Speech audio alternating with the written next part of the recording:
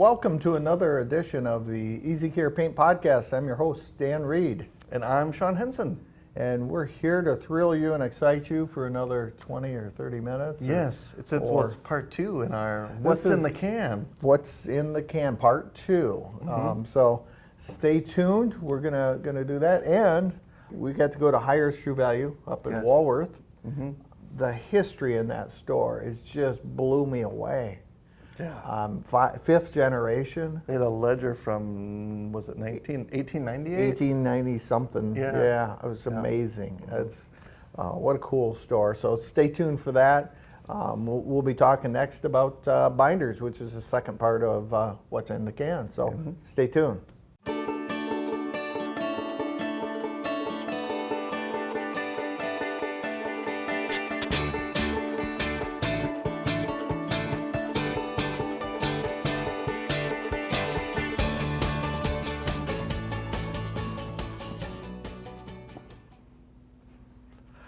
Hey Dan, what you doing there? Hey, You're Sean, making drinks? What's going on? Yeah, I got you a drink, brother. Oh, okay. Well, That looks milky. Milky. But what's the one thing you notice about that, John?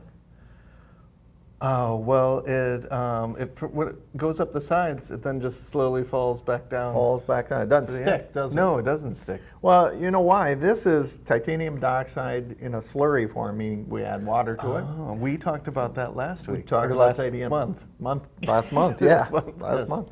And so we got to have a way of making it stick to the sides, right? Oh, that makes sense. Otherwise, the pigment would just fall off, just like this. It would go on your wall and down it goes. Okay. So we got to do something to make it stick. Okay. And so in this can, I've got a little latex binder, 100% acrylic latex. Okay. And I'm just going to add a little bit of that to that. Okay. There we go. And so now I didn't really stir it in too much, but now you see it is sticking to the sides. It's not falling down at all. No, it's like glue. Yeah. And it that's the binder's job, is to hold it, your paint on the wall or whatever you're painting, so it sticks. And the other job of it is to provide life. So the better it sticks, the longer it's going to last. The longer your paint's going to last. Okay, that makes sense. And it also lets you wash, scrub, clean it too. Oh. So the better the binder, the more you can wash or scrub it. Because it's holding on better, so it's not coming off. Correct. Okay. So,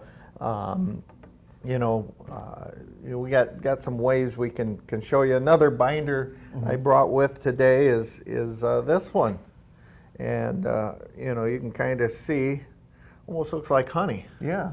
And this is a binder that's used in oil-based paints. Okay. And so, what is it called? It's called an alkyd. The one thing you'll notice is the color, right?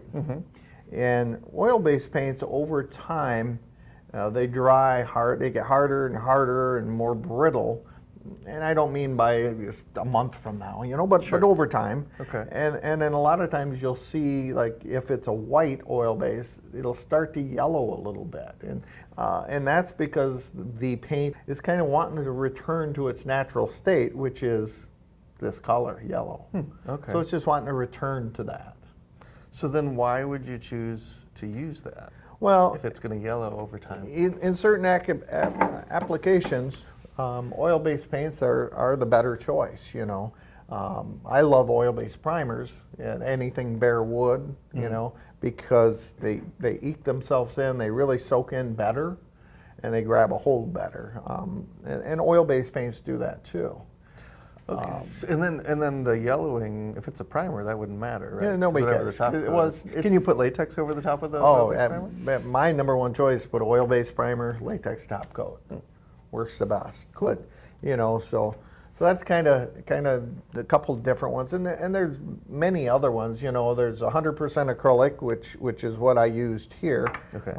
But there's also vinyl acrylics. Those are cheaper. That's why people will use them. Are they not as good? They're not as good. You know what? I've got a way that I can kind of show you the difference between 100% acrylic and a binder acrylic. Okay. You want to check it out? Yeah. Can we get the paint doctor in? Well, let's see if we can get him to show up, Okay. and let's do a demo. All right. Awesome. First off, let's blow up some balloons. We'll get Okay. some red and green. Okay. We gotta paint them. This is this one. This Yeah, is the vinyl. let's do the vinyl first. Okay. All Now, right. one thing, as with any painting, before you use your brush, you can do this. Do it before you put paint on it. It makes it work better. Oh, really? Yeah, in case there's any loose bristles from manufacturing. I don't care whose brush it is, but do that.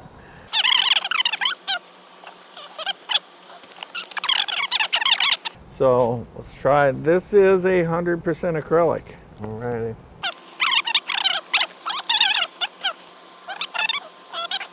That actually right. is not too Not bad. too bad. So All that's our right. second Oops. balloon. Okay. So we're gonna let these dry, and then we'll come back shortly, and let's pop them and see the difference See what between happens. 100% acrylic and a vinyl acrylic. Okay. So now we're going to take and pop each of these balloons. So I have the vinyl acrylic. Okay. And we're going to see how this works. Here we go. Oh. Wow. Okay. What did you notice there? Other than a huge, huge mess, and the little pieces went everywhere, right? Yeah. What is the other thing? No adhesion. Oh, Right. you're right. That just popped right off It the balloon. popped right off the balloon and went everywhere. Okay, so now let's try it with 100% acrylic. Okay. Okay, so we're going to do the same thing and see how it works. Oh, look what it did. It still adhered to the balloon. It just blew a hole in it, but it's still very much stuck to the balloon. My hand's inside, Yeah. almost like a Halloween mask. Huh. And it didn't shatter at all. Didn't Like, shatter it's at just all. So the adhesion, the expansion and contraction, it went from balloon and down, it shrank. So 100% acrylic, it's going to be more expanding and contracting. And so it'll hang on and work well under changing weather conditions on That the makes sense, exterior. yes. And the adhesion you can see for interior applications is also 100% acrylic is going to adhere, grab, and hang on much better. That's very cool. So we're back. That was Yes, fun. That was pretty great. So now we've seen a clear demonstration of 100% acrylic and the vinyl acrylic, and then you talked about the honey one, the Alkyd. Yep. Is that all there is? Well, there are many, many, many others, but you kind of cut them down to, most of you out there don't need to know every single binder to use. It's kind of the bigger pots, so to speak. Another one that is used is polyurethanes, like our DP line, which is our floor paints. That's very, very tough, durable paint, and that's a Because polyurethane you binder. mentioned that the oil gets harder over It gets time. harder over time. Now polyurethane is man-made versus a natural one. So the polyurethanes don't turn to yellow, where the alkyds do. Okay. Yeah. So I hopefully that demo was good for all of you out there. I think it really shows you the difference between that 100% acrylic that all of your EasyCare paints have, both interior and exterior, are all 100% acrylic.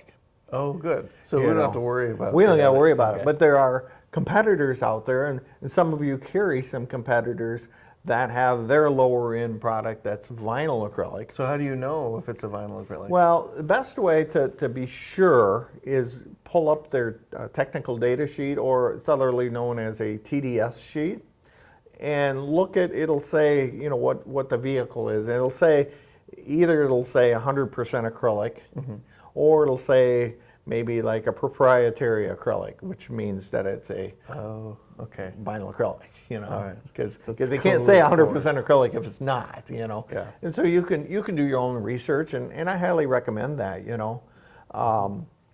So we've talked about pigment last month and binder this month. Those are what the solids are in your can of paint.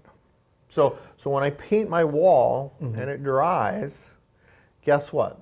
The solids, which is your pigment, your binder, and there's some additives that get left too. But for the most part, it's pigment and binder. It's what I have here to a degree.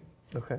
That's left on your wall after it dries. The more solids in that gallon of paint, the more is actually going to be in your can that's going to stick to the wall. So that's another thing when you're looking at TDS sheets or technical data sheets. Look at the volume of solids in there. Now it doesn't tell you if the solids are good or bad, but if one has 53% solids and the other has 42, you can probably rest assured the one with 53 is a better can of paint than the one with 42. Okay. And it probably costs. And it costs more. Within the, as we learn. As we stay learn. within the line. Within the line, Yeah. it probably costs you more. Okay.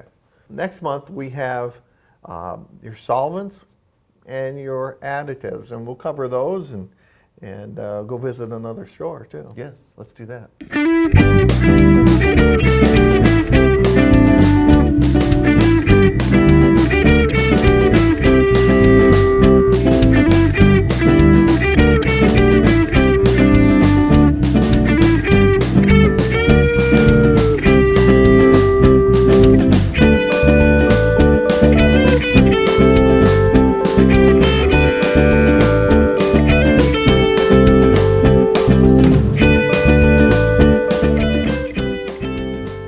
Well, we made it to Walworth, and we're here at Hire's True Value with Mary Hire. Hello. And you guys have such a rich, deep history. Tell me a little about it. When did Hire True Value start? Okay. Well, it wasn't True Value at that point. Right. Hire right. Hardware. It was Hire Hardware, and it started in 1868 in Darien, Wisconsin. But so your great-great-grandfather started it. Correct. I'm the 5th generation. Wow. Right. And our kids did work in the store, so we did have a 6th in here. So your great-grandfather started it. And then he sold it to his son.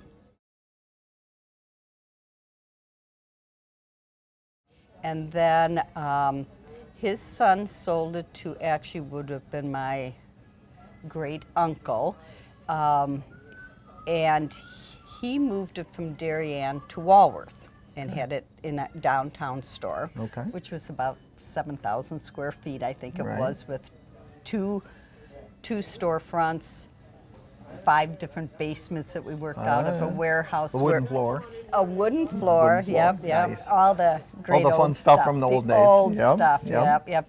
That gentleman got cancer, and so he sold it to his brother, who was my grandfather. And he, at the time, he was a civil engineer in the city of Milwaukee.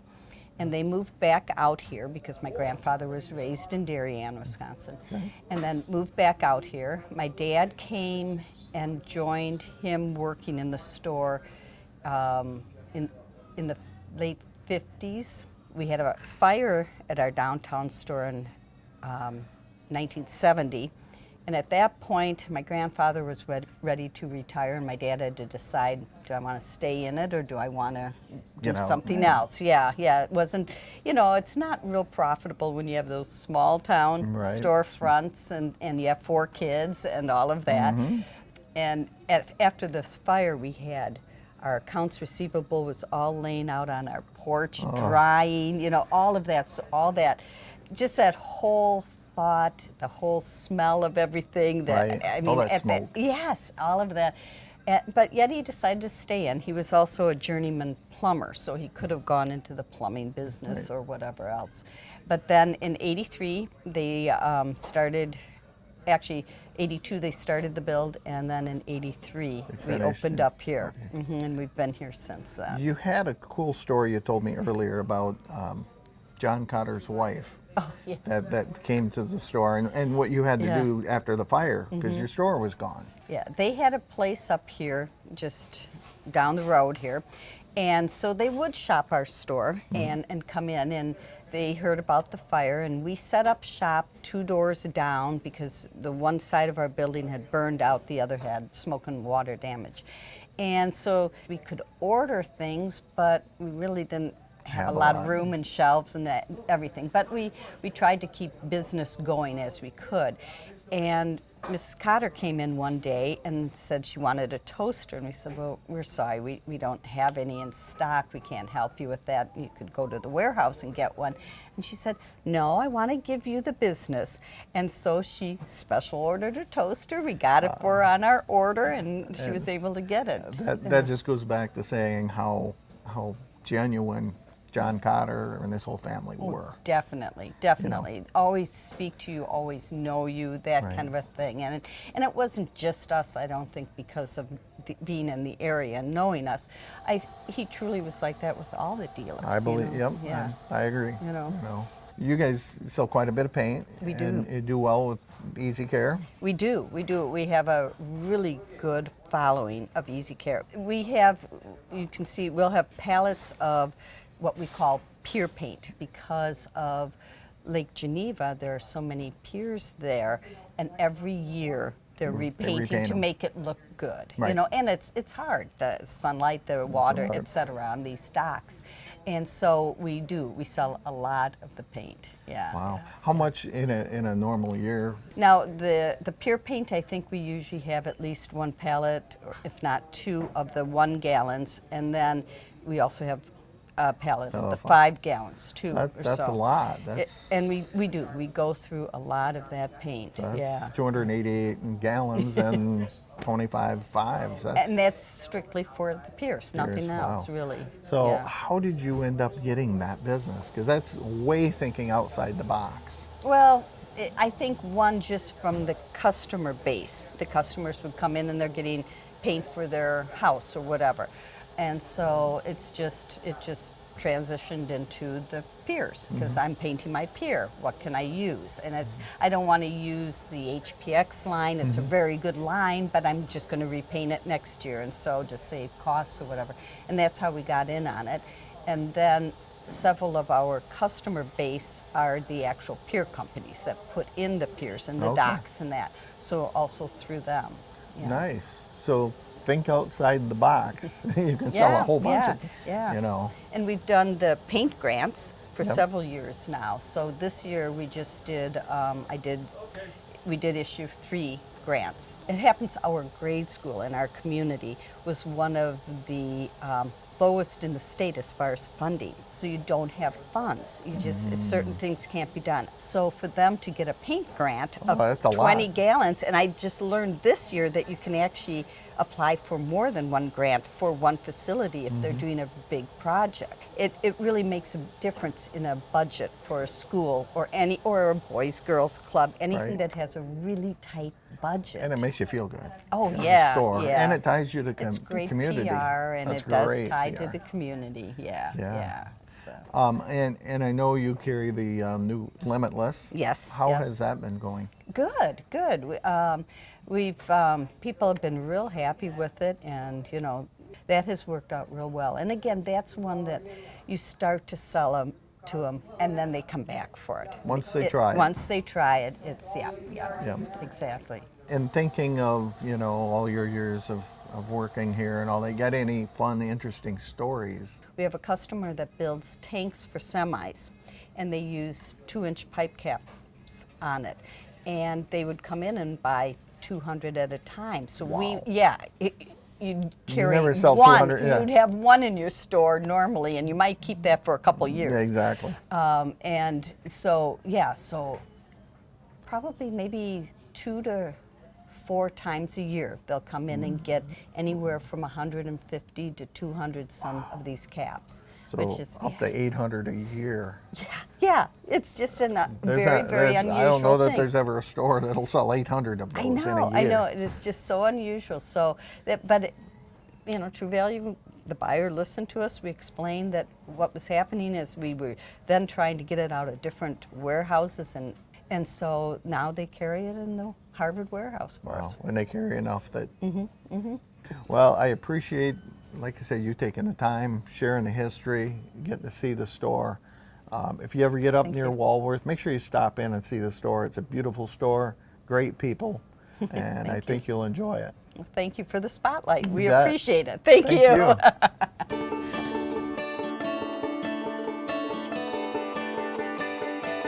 So you know, it's August. You know, it's getting close to market time. Market, yes. I We get to go to love- Indy. I highly recommend going. You know, not only you know, getting to see all the vendors, get to see new products, but on Friday they have a training day. Which happens the day before the floor opens. And there are 3 sections of concurrent sessions. And I think at this one there are about 21 sessions in all. So I think there are 7 to choose from in each time slot. And But somebody that we all know is going to do some sessions. so I'm going to be doing 2 of them. And so I'd ask, hey, if you're coming to market, please come to one of the sessions. One session we're going to kind of talk about different products that True Value Manufacturing makes, really focusing on some of the magic products that you may not know about, and some of the Shoreline products that you may not know about. So those are the main things we'll talk about in that one. The other one, it's called How to Make Your Store a Paint Destination. Oh, right. And that's the one I'm really stoked about. That'll be fun and good, and I think you'll take something away from it. So we'll be filming our October episode at Market. So if you're around the booth, come to the paint booth. we'll certainly have some sort of retailer participation. Oh, one other thing. Whether you're a True Value store or a Do It Best store, if you are looking for information about store training for your employees, if you have any questions around either platform, the online platform where you can get to training materials, you can come to one space and we'll all be there to help you. So in our paint booth, make sure you come to our paint booth too, because we're going to have deals there. I can't really share with you what they are yet, because they haven't been shared with me. But They will exist. They will exist, I Yes. promise you that. And I can't tell you, but I'm hoping we're going to unveil a new product at this market. And it's one I'm pretty excited about. That's all I'm going to tell you. Thanks for tuning in. If you're watching this on YouTube, thank you. If you've not subscribed, please subscribe. If you're on YouTube, you've got an account and you subscribe, you can get notifications that way. We'll keep sending out the emails once a month to let you know when the new episodes drop, but there's additional content on the channel. So if you want to know anytime there's something new, then it's helpful to subscribe. If you got any ideas, comments, suggestions, please email Sean or myself, or give us a call, and we'd love to hear from you. So with that, happy selling. Happy selling.